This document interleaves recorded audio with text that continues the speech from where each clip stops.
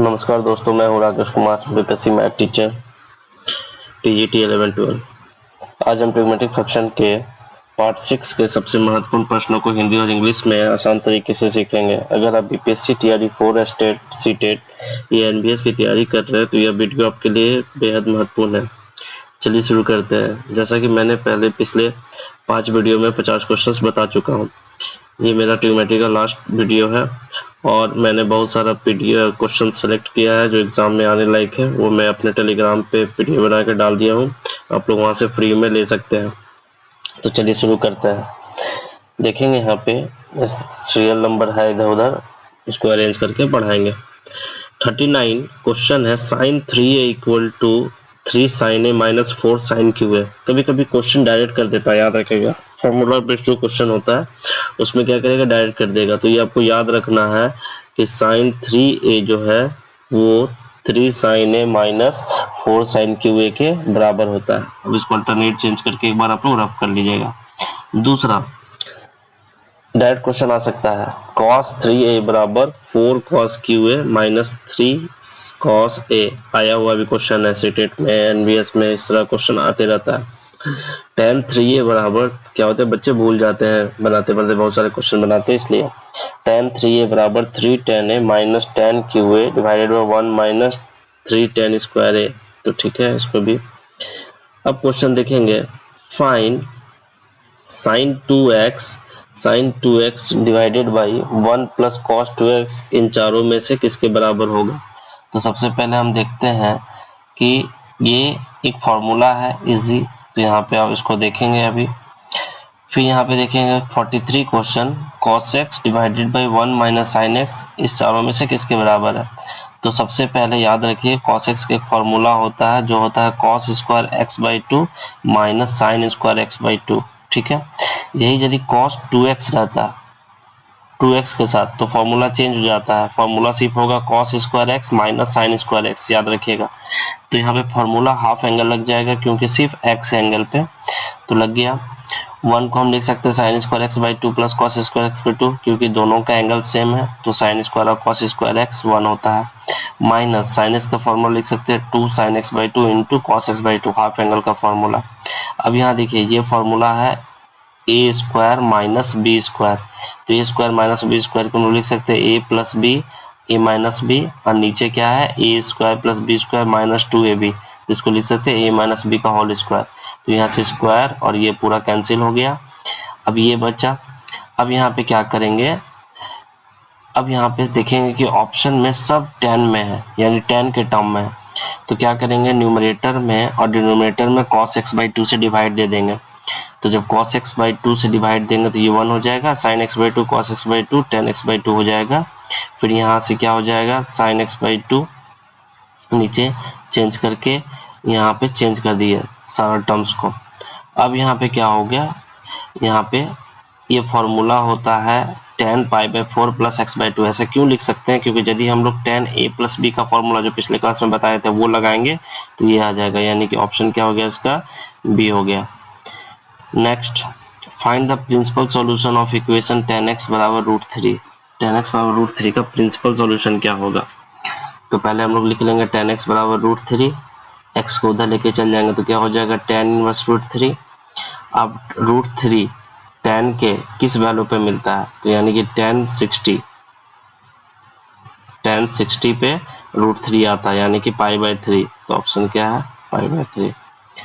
Same यहाँ पे है, find the principal solution of the equation sin x बराबर 1/2।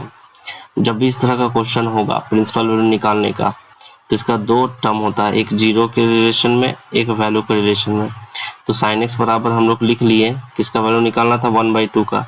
तो sin 30 बराबर 1/2 होता है, तो sin 30 को हम लोग लिख लिए sin पाई बाई 6। अब यहाँ पे one principal value of equation is pi by 6, principal value इसका पाई बाई 6 है।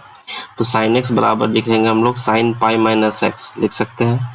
अब sin x के जगह इसको इक्वेशन 1 बना लीजिए, sin x की जगह हम लोग लिखेंगे sin पाई बाई x, और इस sin x को हम लोग sin पाई माइनस x की जगह लिख दिए पाई बाई x। अब यहाँ पे क्या हो गया, sin pi by x change होकर sin पाई बाई x हो गया। तो यानी कि इसका दो सॉल्यूशन है, एक है पाई बाई 6 और दूसरा है 5 पाई बाई 6। यानी कि 45 का ए। अच्छा क्वेश्चन है ये, आप लोग इसको ध्यान से देखिए। नेक्स्ट जाएंगे और इम्पोर्टेंट क्वेश्चन में, ठीक है।